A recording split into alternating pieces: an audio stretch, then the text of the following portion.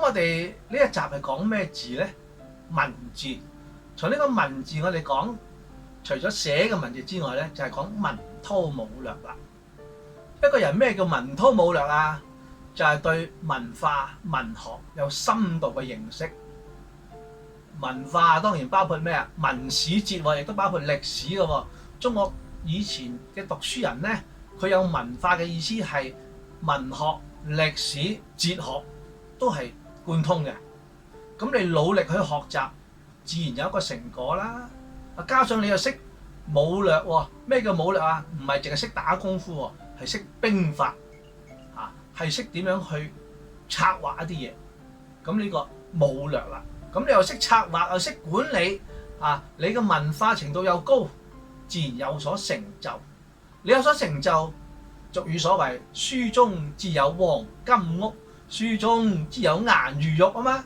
自然咧會有人嚟揾你啊，請你啊幫我寫封信啦，你啲文采好好啊，你去過嚟幫我做嘢啦咁。嗱，當你有才能自然顯現起上嚟嘅時候咧，好多人會嚟去尊敬你、尊重你。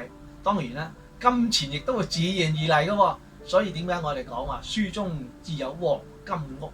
一個人佢係努力去學習，自然係有所成就，包括佢嘅金錢上嘅得着，包括佢嘅聲譽上、名譽上嘅得着。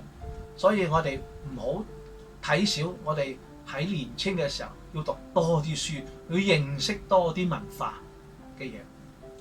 咁我哋講到啦，其實我哋呢啲文化嘢，除咗自然地可以得到一啲回報，我哋亦都係要放大個心量，去到幫下人啦。但係你越幫人，可能你越有得着。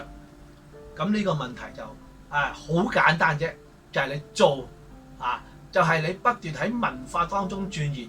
我哋經常講啦，中國文化咧話就5000年嗰啲書籍、歷史，甚至乎而家經常出到嘅考古文物，多到咧好多好多。只要你有興趣喺邊一方面咧，你就繼續去讀，繼續去吸收鑽研，自然咧你會有所得着。所以我成日都同啲年青人講，你興趣好多唔緊要，但係你真係要揀2、3樣，你只有興趣嘅你就鑽研落去啦。譬如我對呢個文化有興趣喎，咩文化？我對銅錢有文化，你就去研究銅錢、古錢，你可能成為專家，自然你有將來嘅得益，亦都有人哋嘅讚譽。呢個自然唔使計較得失，自然你會得到好多嘅回報。希望大家成才，多謝大家。